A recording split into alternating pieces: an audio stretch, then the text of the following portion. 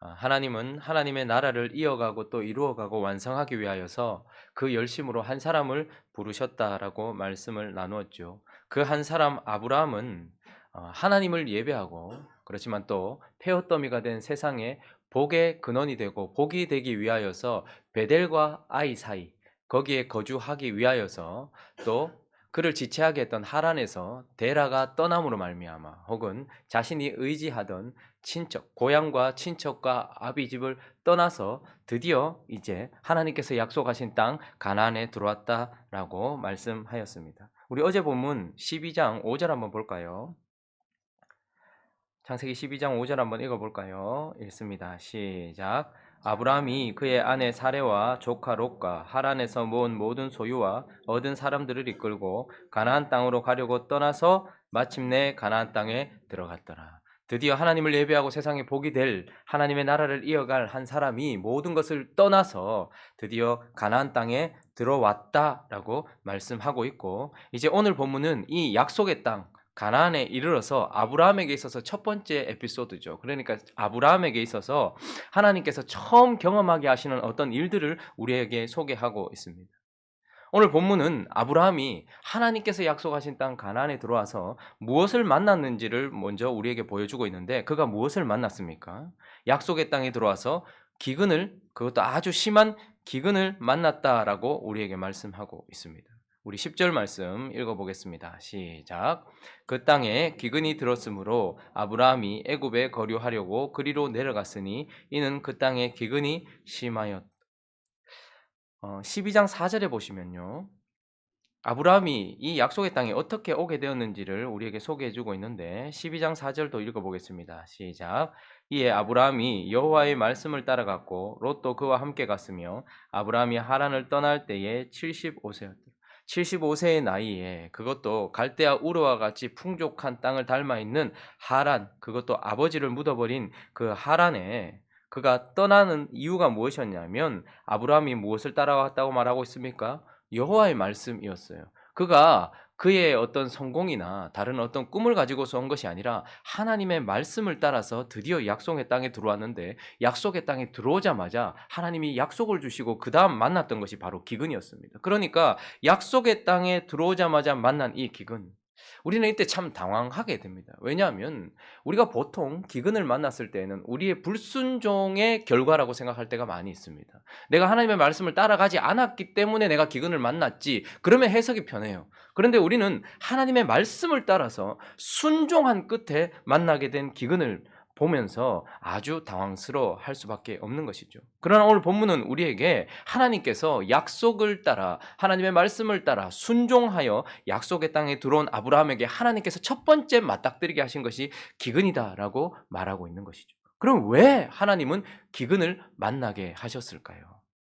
그 이유는 바로 그 기근 속에서 자신의 모습을 철저하게 볼 수 있기 때문에 하나님께서 아브라함의 모습을 보게 하시기 위하여서 기근을 만나게 하셨다라는 것입니다. 자, 10절 말씀 다시 한번 읽어보겠습니다. 10절 시작. 그 땅에 기근이 들었으므로 아브라함이 애굽에 거류하려고 그리로 내려갔으니 이는 그 땅에 기근이 심하였습니다. 11절부터 13절까지도 읽어보죠. 읽습니다. 시작. 그가 애굽에 가까이 이르렀을 때에 그의 아내 사레에게 말하되 내가 알기에 그대는 아리따운 여인이라 애굽 사람이 그대를 볼 때에 이르기를 이는 그의 아내라 하여 원하건대 그대는 나의 누이라 하라. 그러면 내가 그대로 말미암아 안전하고 내 목숨이 그대로 말미암아 보존되리라 하니라. 여러분, 지금 기근을 만난 아브라함의 그 민낯이 드러나고 있는 장면입니다. 지금 아브라함의 모습 속에서 하나님을 향한 믿음이 보이십니까? 그는 기근을 만났습니다. 그래서 그 기근을 해결할 것은 애굽으로 내려가는 것이라고 생각을 했습니다. 그런데 또 하나 문제가 생기네요. 애굽에 가면 혹시 내 아름다운 이 아내 때문에 내가 죽지는 않을까? 기근 때문에 죽을까 봐 애굽으로 내려가고, 애굽에서 사람들에게 죽을까 봐 아내에게 당신은 내 누이라고 해라라고 말하고 있는 모습 속에서 기근이나 혹은 애굽 사람에게서부터 건지실, 그를 부르신 영광의 하나님에 대한 믿음이 그에게는 하나도 없다라는 것을 보게 되는 것입니다. 그래서 그 첫 번째 기근 속에서 그의 민낯, 첫 번째는 무엇입니까? 하나님에 대한 믿음이 없다라는 것을 우리에게 보여주고 있는 것입니다. 그는 그 기근 속에서 자신의 믿음 없음을 보게 됩니다. 그러나 또 한 가지 보게 되는 것은 그가 영적인 안목이 전혀 없을 뿐만 아니라 영적으로 아주 무가치하다라는 것을 보게 됩니다. 그가 받아든 약속이나 혹은 그와 함께 하시는 하나님을 볼 때에 아브라함이 참 대단해 보여요. 그래서 우리는 보통 아브라함을 믿음의 조상 이렇게 말하고 있지만 그 믿음의 조상 아브라함의 처음 시작에 그는 믿음이 없을 뿐만 아니라 아주 영적으로 무가치하고 영적인 안목이 전혀 없다라는 것을 보게 됩니다. 10절에 보니까 그 땅에 기근이 들었어요. 그때 아브라함이 애굽에 뭐 하려고? 거류하려고. 여기 거류하다라는 구르라는 단어는 잠깐 머물려고 하는 그런 단어가 아니고 장기 체류를 의미하는 것입니다. 그는 지금 기근 속에서 그가 살 수 있는 방법은 애굽으로 내려가는 것인데 그 애굽에 장기적으로 체류하기 위하여서 지금 계획하여서 그리로 내려가고 있다라는 것을 보게 되고요.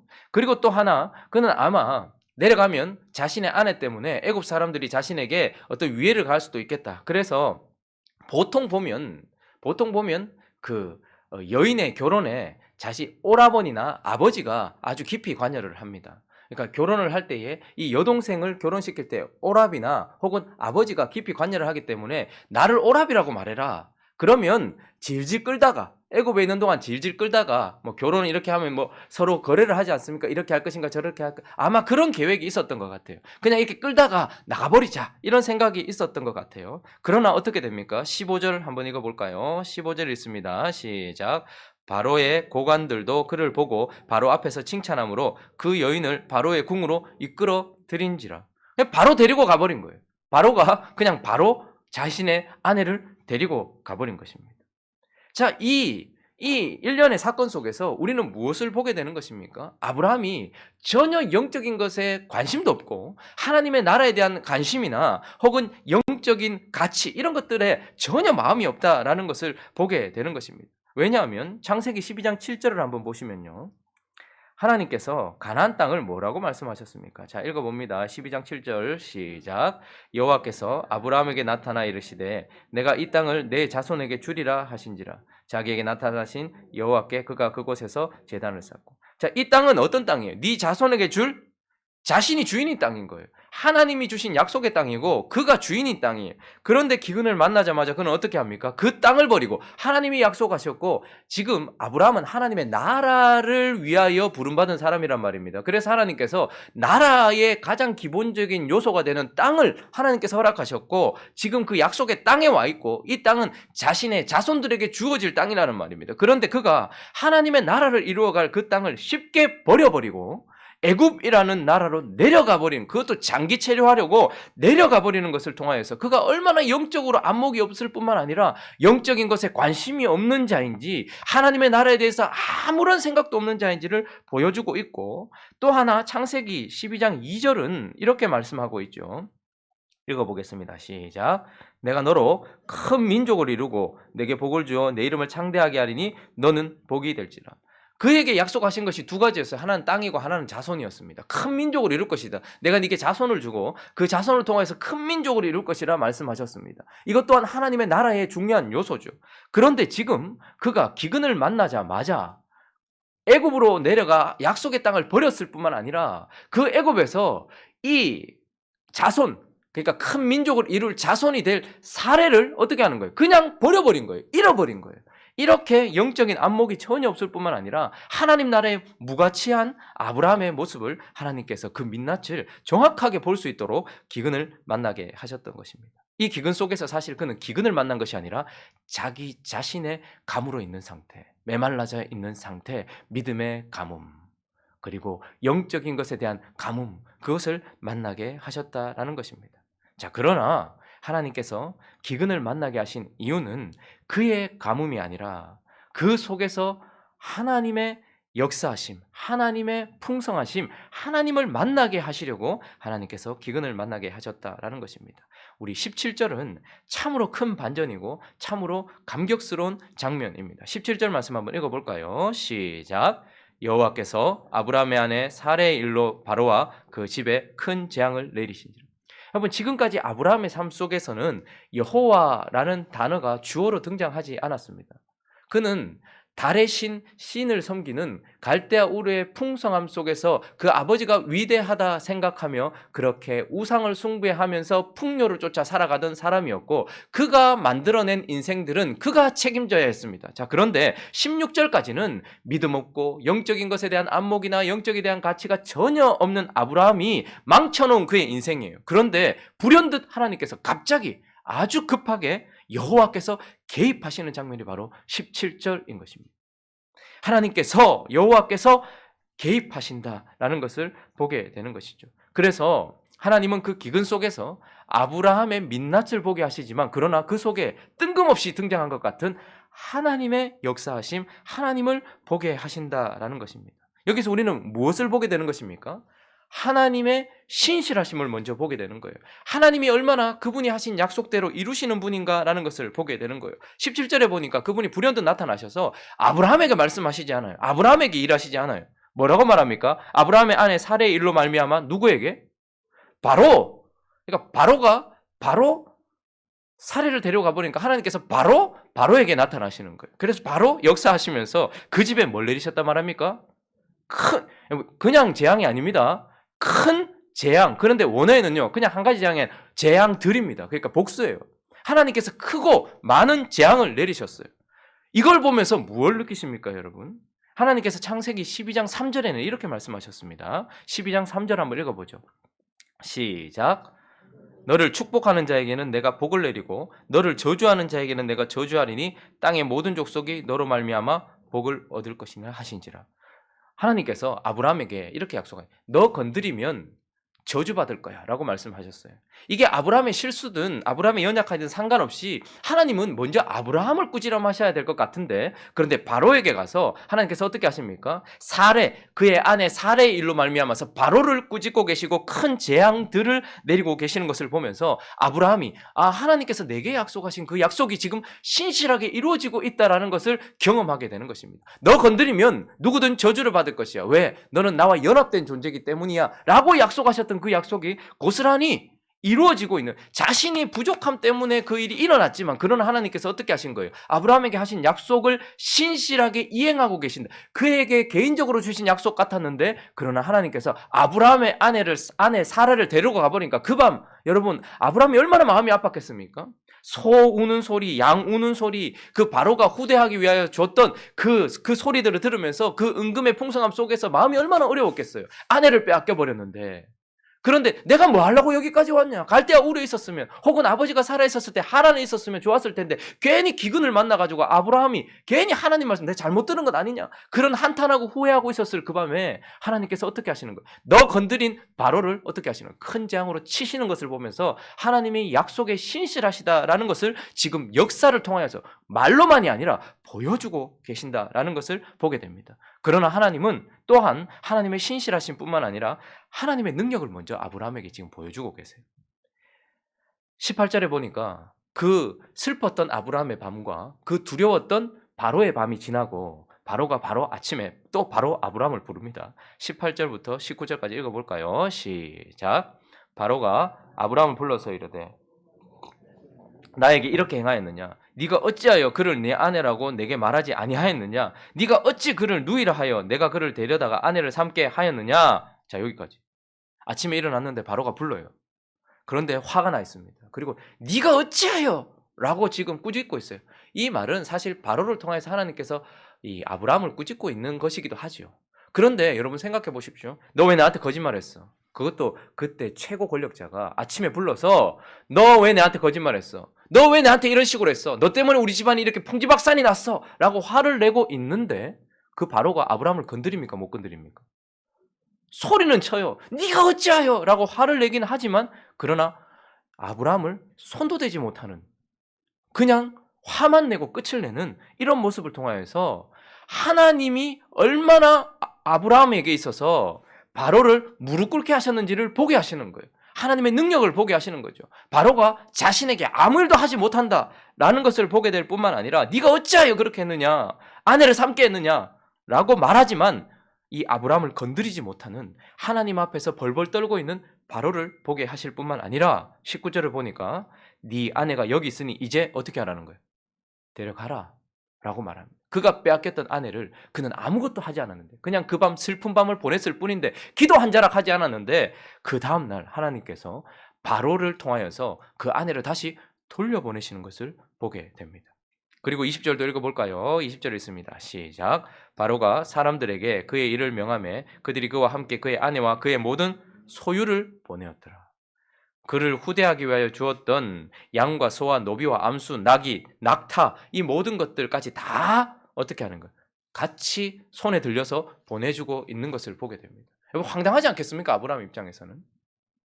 괜히 내가 이집트로 와가지고 아내도 빼앗기고 이게 뭐냐라고 생각했는데 그 다음날 바로가 자기를 부르더니 화가 엄청 나 있는데도 불구하고 자기에게 한마디 말도 하지 못하는 혹시 이집트 사람들이 나 죽일까봐 겁이 나서 그렇게 했었는데 그 바로가 화가 잔뜩 났음에도 불구하고 자기를 건드리지도 못할 뿐만 아니라 뜬금없이 아내를 다시 데려가라라고 말하고 손대지 않았다라는 것을 증명하기 위해서 어떻게 합니까? 많은 은금들과 함께 그를 돌려보내고 있는 이 경험 그것을 기근을 통하여서 하게 하시는 것입니다. 하나님께서 아브라함을 약속의 땅으로 부르시고 하나님의 나라를 이어가고 이루어갈 사람으로 부르셔서 가장 먼저 만나게 하신 그 기근 속에서 하나님 뭐 하시는 겁니까? 그의 믿음 없음과 그의 영적인 무가치함을 보게 하셨지만 그러나 하나님은 홀로 일하시면서 하나님이 어떤 분인지를 지금 경험하게 하신 것입니다. 오늘 말씀을 통해서 우리는 무엇을 보게 되는 것입니까? 지금 하나님 뭐 하고 계시는 거예요? 하나님 나라를 이루기 위해서 아브라함 불렀으면 일하시면 되잖아요. 그런데 지금 뭐 하고 계시는 것입니까? 하나님은 하나님이 부르신 한 사람에게 하나님을 경험하게 하고 계시는 것입니다. 뿐만 아니라 지금 하나님이 아브라함에게 뭘 하고 계시는 것입니까? 그와 관계를 맺고 계시는 것입니다.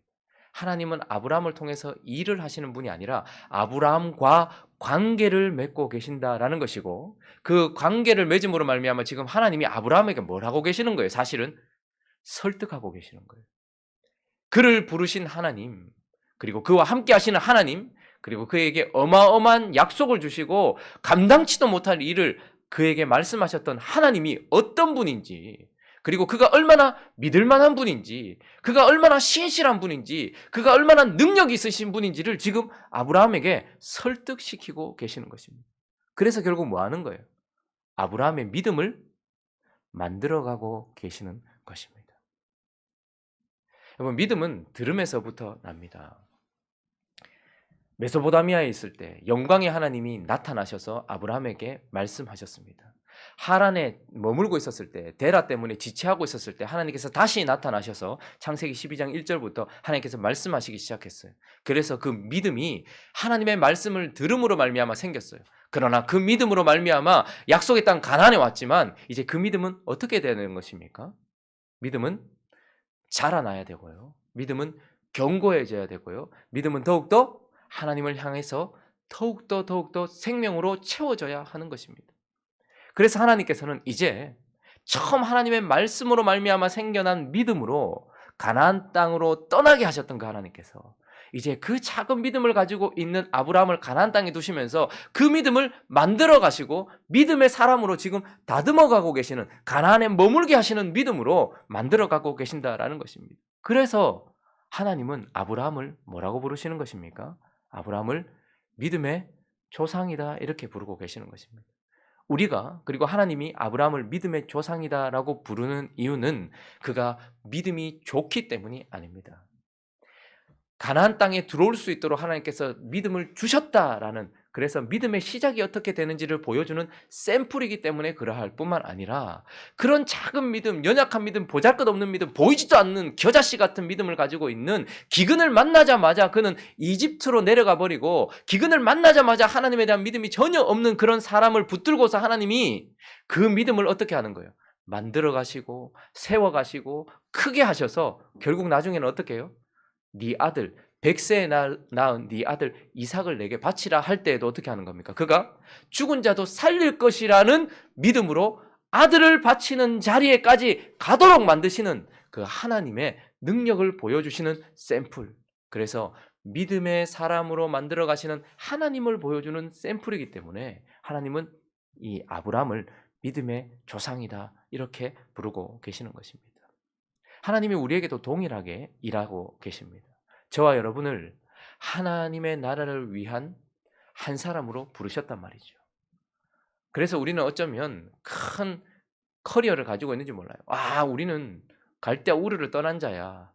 나는 아버지를 묻은 갈대아 우르와 같이 안전한 땅을 떠난 하란을 떠난 자야. 그러나 그것 또한 하나님이 주신 믿음 때문에 이곳에 와 있어요. 그러나 우리는 이제 이 믿음의 여정 속에서 내가 얼마나 믿음이 없는지, 내가 믿는 자라고 하지만 기근을 만나면 우리가 얼마나 믿음이 없는지, 가물어 있는지를 알게 되고, 영적으로 얼마나 무가치한지를, 우리가 얼마나 가물어 있는 기근에 있는지를 알게 하시지만, 그러나 그 마른 땅 가운데서 생명을 만들어내시고 그 생명이 자라게 하시고 꽃이 피게 하시고 열매를 맺게 하시는 하나님이 믿음으로 우리를 지금 계속해서 자라게 하시는 우리 또한 믿음의 사람이다라는 것을 기억하셔야 합니다. 그래서 믿음은요, 들음에서 나지만 그 난 믿음은 어떻게 돼야 됩니까?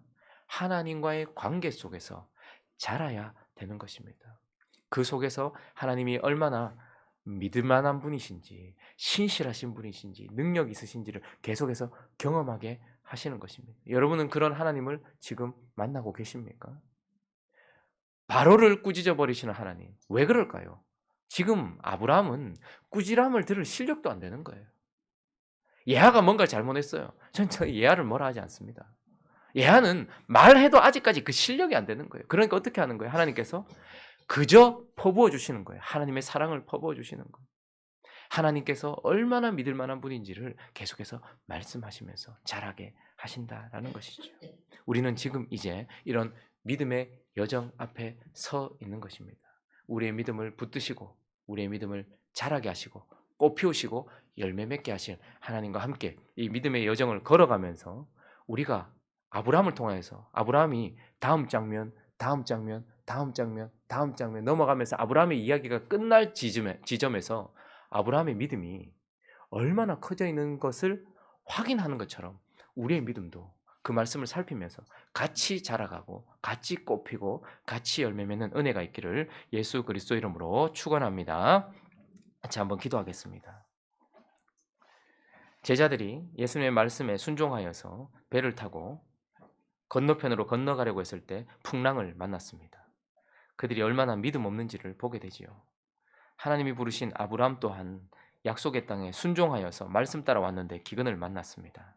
우리는 어쩌면 말씀 따라 오면 축복이 있을 거라 생각하지만 그러나 말씀 따라가면 그곳에는 하나님께서 우리를 거룩하게 하시고 자라게 하시는 그런 배경들이 세팅되어져 있습니다. 그 속에서 우리는 기근이 아니라 그 기근 속에 있는 나의 기근, 내 모습의 기근을 보게 될 것입니다. 그러나 그 속에서 역사하시는 뜬금없이 등장하시는 것 같은 여호와께서 라고 말씀하시며 우리 인생 가운데 개입하시고 우리를 붙드시며 우리의 믿음을 만들어가고 계시는 하나님을 계속해서 바라볼 수 있는 눈을 허락해 달라고. 그래서 하나님의 큰 역사, 나라가 아니라 그 나라를 위해 만든 나 그리고 부른 내가 어떻게 조성되어져 가는지 내 믿음을 어떻게 하나님께서 만들어 가시는지를 볼 수 있는 우리가 될 수 있게 달라고. 또 각자의 기도 제목들을 가지고 함께 기도하며 나가도록 합니다. 기도하겠습니다.